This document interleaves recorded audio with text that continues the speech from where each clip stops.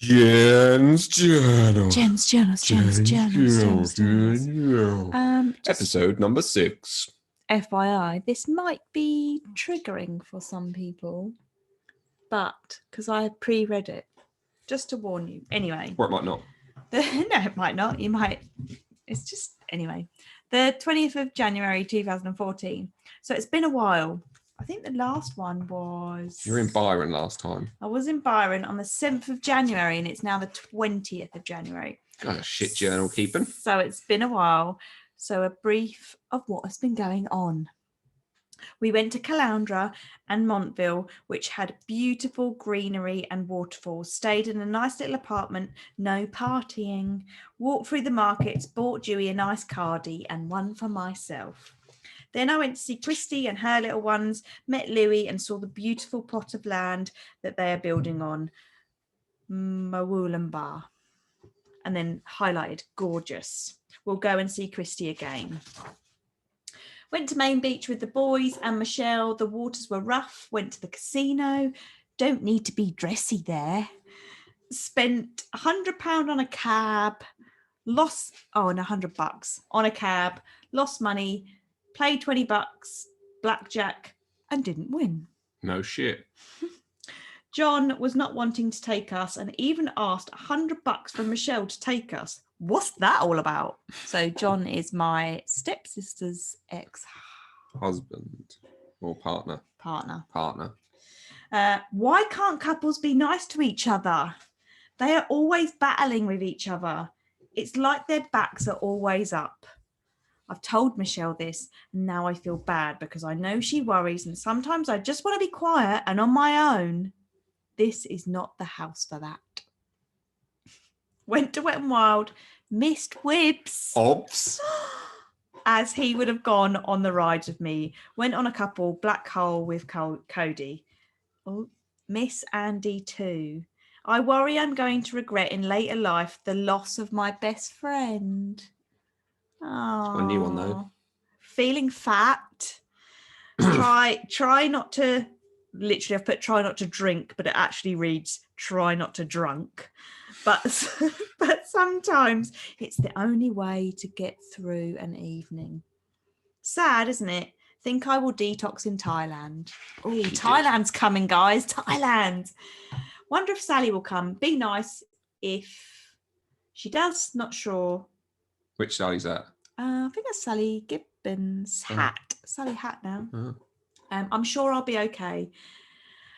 Then I think about my house and Andy, and I feel sick of losing it.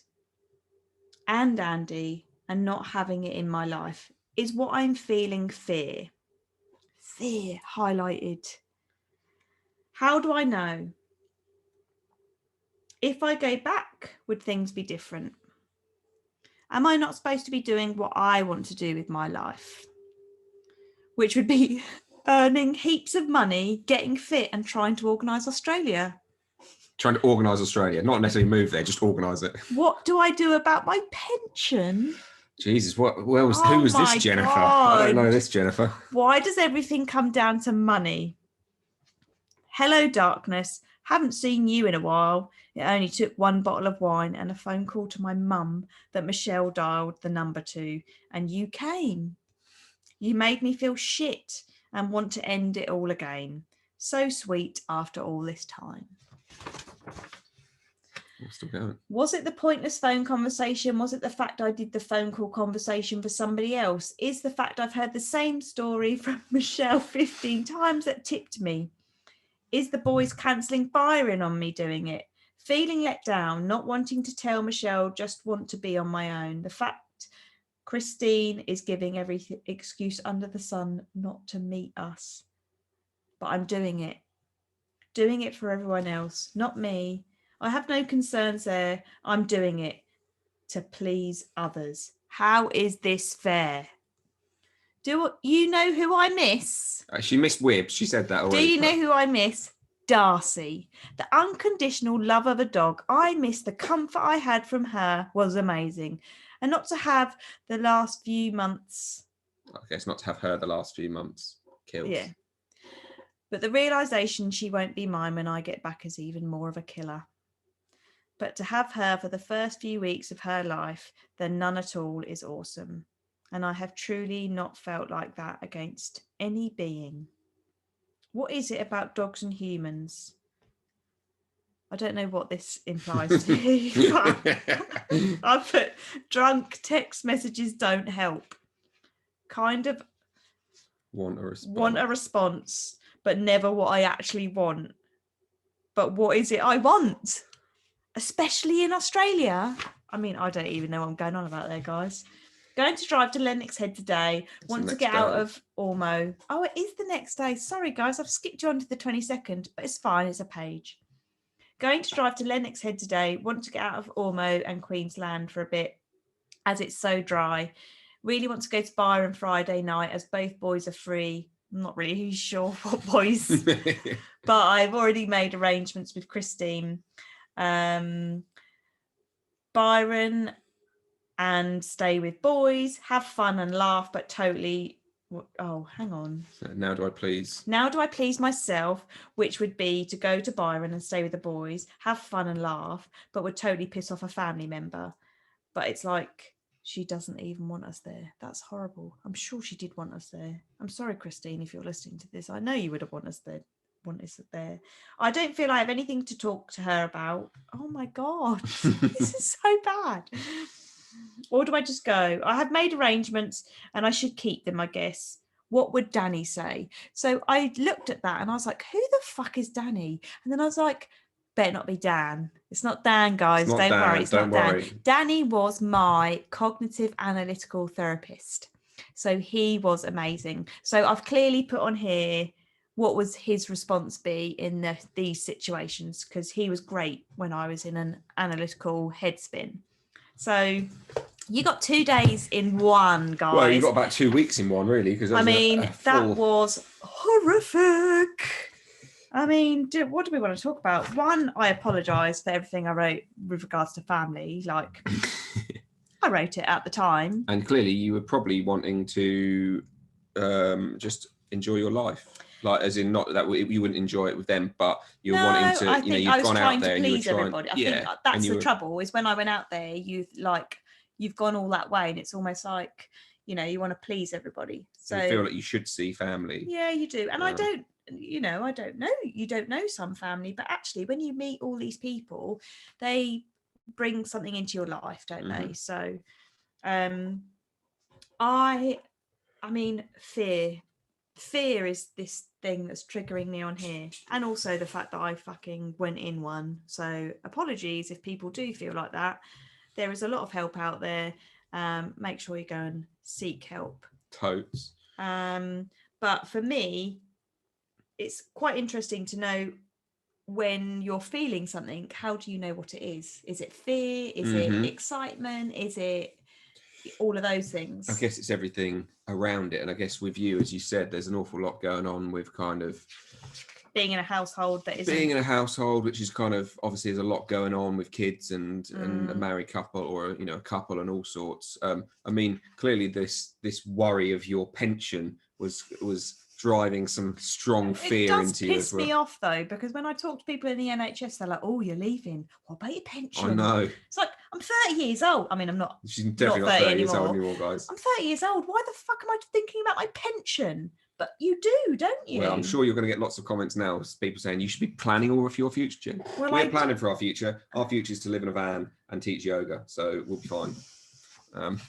But yeah, I think this is quite sad. I mean, I think when I say hello, darkness, that's not nice. Hello, darkness, my old friend. Hello, darkness. Haven't seen you in a while. It only took a bottle of wine and a phone call to my mum. Well, I think in some ways, like Sorry, Mum. But I think in and around the bottle of wine, I think that's something that you've learned, or that you're kind of realizing in a lot these days, isn't it? Actually, I also find when you drink in a bad headspace, you deepen in that headspace. Well, yeah, but I mean, it is a depressant, isn't it? Oh, it's massively a depressant. But like with you, the difference with you drinking beers and wine. We're realizing this now, guys. We're realizing this now. This is a new realization that So maybe, do you know what I mean? Sometimes if you struggle with drinking some sort of booze, try a different sort. See if it makes any difference. yeah. Jen, yeah. Dogs. I was going to The say unconditional love of a dog. this is still very much Jennifer. I love it. You know, I think we still ask those questions with ourselves even now. What is it about dogs and humans? I've put Oxytocin. They're like kids. They trigger oxytocin like a newborn baby does to a mother. That's fact, by the way, guys. I'm not just making it up. And what would Danny say? What would Danny say, Jennifer? Because I've never met him. He was lovely. He was doing his training when I started my therapy with him. I mean, in the grand scheme of things, he was very much like, figure it out. No one's dying.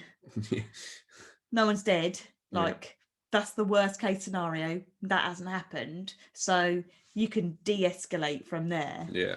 So actually, he would be a bit like, well, worst case scenario is you'll piss someone off. I mean, I can see that now. And actually, we talked about that today, haven't we, about emotion. So removing emotion from a scenario that you're in. And when you remove the emotion, you can actually see it clearly. It's also giving removing yourself, but actually giving yourself the permission to step back from it. Because, we've been talking about this with us at the moment. And, I've kind of been feeling slightly trapped between a rock and a hard place of trying to keep two sides of something happy and not too stressed and stuff. And it's really hard and it's not until you kind of actually say, no, fuck it. Like, I can't do this. I'm going to step back, that you can then begin to give yourself the space to allow those emotions to watch them and go, actually, that's not really helpful. But like when you're in it, it's really hard to actually step back is the hardest part. And I think also when you think, what would that person say to me? So when you're in those difficult situations, it's a bit like, I'm asking you, or I'm telling you what my problem is. And if you turn to me and goes, well, if I came to you with that problem, what would you say? It'd be totally different. I'd tell you something totally different to what I would say to myself. And it's a bit like, if you have that mantra in your head, like often I think, what would Doug do in this situation? I know he's a dog, but it's a bit like, what would he do in this situation? Sit down and just he'd sit down and he'd be like, nah, let's take this slowly. Let's just like walk into the water slowly rather than jumping in. So Jen's journals, guys. She did miss me though at one point. She missed me. I missed him. He got a line. I got a word. There we go. I did just chuckle at myself during you having your little talk because I just looked at the next page. That's next week, guys. It's next week. I don't know I haven't read it, so I don't know, but that's next week. It's quite funny bringing back the memories. Thanks, guys, for tuning in. Have a wicked week. Don't forget to subscribe if you haven't already. Don't forget to rate and review the podcast. If you're enjoying Jen's journals, please do share them around with anyone who might enjoy such frivolities as these. There's just good things coming, guys. Good things coming. Say. Can't wait. Have a wicked weekend, guys, or wicked week, and we'll see you soon. Cheers, guys. Take care. Bye.